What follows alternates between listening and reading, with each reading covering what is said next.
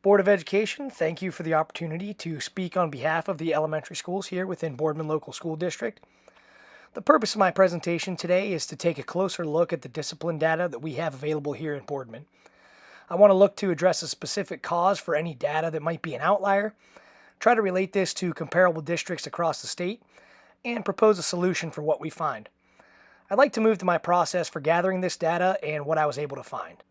To begin my data collection process, my intention was to look at my specific building, West Boulevard Elementary School. I first looked at our building and report card to find some statistics on our building makeup.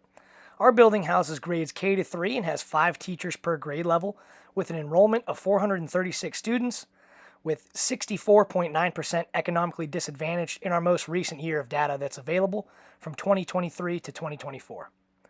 Before I selected a more specific demographic to focus on, I wanted to see what data might be available to help narrow it down. When I began to look at the different data sources, there were some issues that I ran into. Please take a look at the next graphic to see what I'm referring to here. Locating the available discipline data for the most recent school year, you can see that for every incident data is collected, all instances are shown at less than 10. This is due to Ohio's display policy for incidents that occur less than 10. They don't show a specific number to reflect student privacy. But the reality is that for most of these, they are in fact 0. When trying to corroborate this data with other sources, this is where I ran into some issues. Some of the data sources we were to look at had no available data for our elementary building, but actually no data available for any of the elementary buildings within our district. When looking at the ODE Student Recovery Dashboard, our school is not listed. The same can be said for the Civil Rights Data Collection website. The National Center for Education Statistics did align with everything on our report card, but the data that it displays is limited as well. For this reason, I felt that it was best to shift to looking at all K-3 elementaries as our focus. There simply wasn't enough data available to focus on just one particular grade level, and even really to focus on one specific building since the elementary grades are split across all 3 of them. I wanted to be able to use the peer interview data that I was able to collect and anecdotal information from being in the building. So to do this, I collected what available discipline data I could for Robinwood Elementary School and Stadium Drive Elementary School. Robinwood Elementary also houses grades K to 3 with 348 students, a 71.7 economic disadvantage rate, with 17 classroom teachers and 3 special education teachers. You can see that the discipline data is identical to West Boulevard. Stadium Drive also houses grades K to 3 with 351 students, a 44.5% economic disadvantage rate, as well as 18 classroom teachers and 3 special education teachers. And again, it is the same data set across all 3 buildings. When looking at the data of all 3 buildings, there are some successes to be found. First being that we could in fact find some discipline data for all 3 buildings, meaning that we do have data for 1,135 students that we're able to analyze. Reported incidents are so low that there are no discernible patterns pointing at one specific demographic or grade level as a whole, but that is actually a success as much as it is a challenge. Lastly, all 3 of the buildings do follow the same PBIS matrix and set of displayed building expectations, so assumedly there is some uniformity across the 3 buildings in this regard. But with that, there are some challenges that presented themselves as well.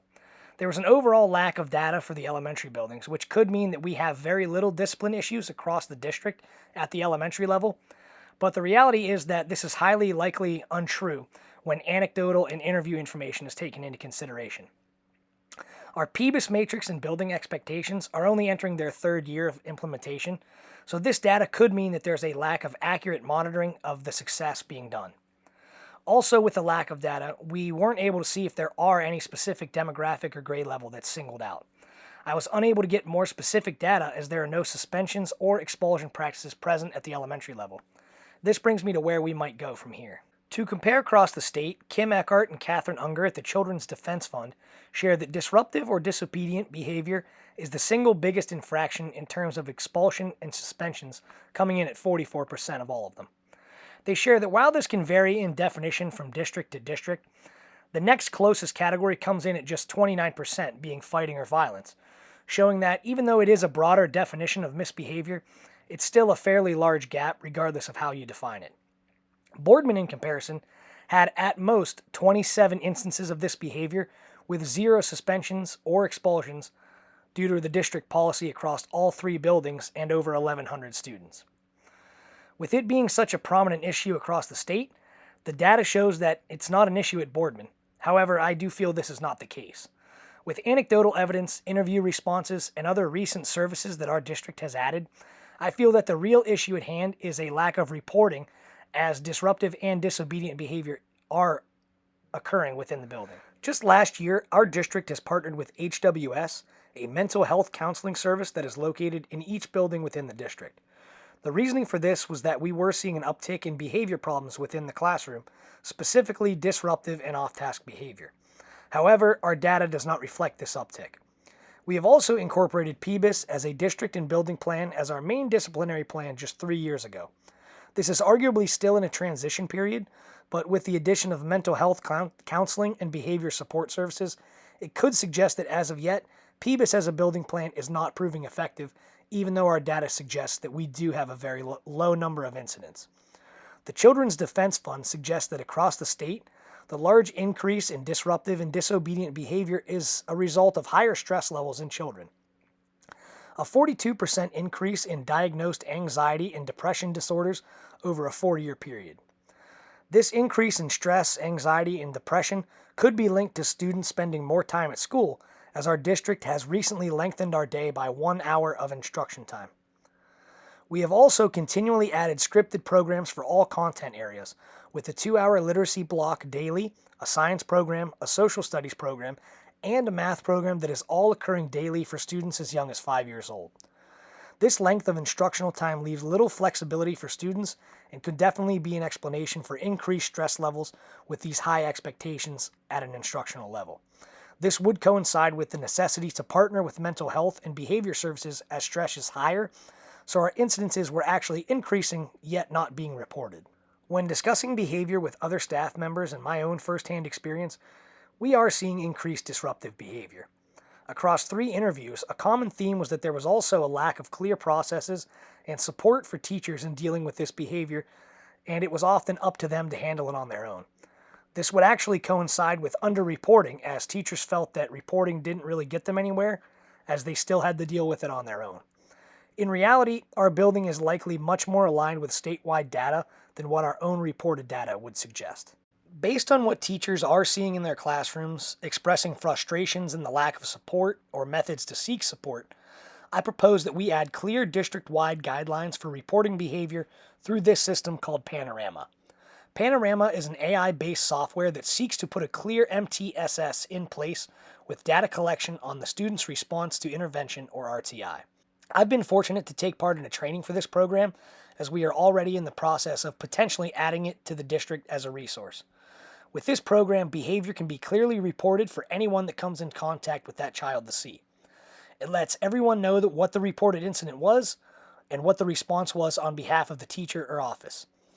By developing clear guidelines as a district, we can track behaviors and how students are receiving support to see that their behavior improves or not. It also allows us to document communication with parents regarding this behavior. Panorama would serve as the missing piece in addition to the PBIS framework in the form of behavior data collection and reporting through a uniform system that keeps all stakeholders informed on students' behavior. This program will also recognize patterns as to what behavior occurs, when it occurs, and what responses were done following that behavior. I feel that this would truly give us the information we need to see if our PBIS framework is proving successful and improving behaviors throughout the building. With both of these pieces in place, we will be able to truly monitor and have data on whether or not PBIS is successful. Given that there is no clearly defined or uniform way to report behavior, we can get more accurate data moving forward and actually be able to address problems, improve our behavior-related communication among staff members, and provide clear responses rather than leave teachers to deal with it their own way, and stop continuing with a lack of consistency from classroom to classroom. It creates accountability for teachers in reporting behaviors as all staff can see, and it creates accountability for support staff in seeing that behaviors are being reported and whether or not they're being addressed. With this, we can make the most of our mental health services to support students that truly need it, and to find strategies to help manage stress levels, as state data and research shows is likely the main cause behind this behavior, and be able to address it in areas that students are acting out most, all of which can be tracked through Panorama. With that, I appreciate your time and I look forward to working together as we move forward in holding ourselves more accountable when it comes to supporting our students.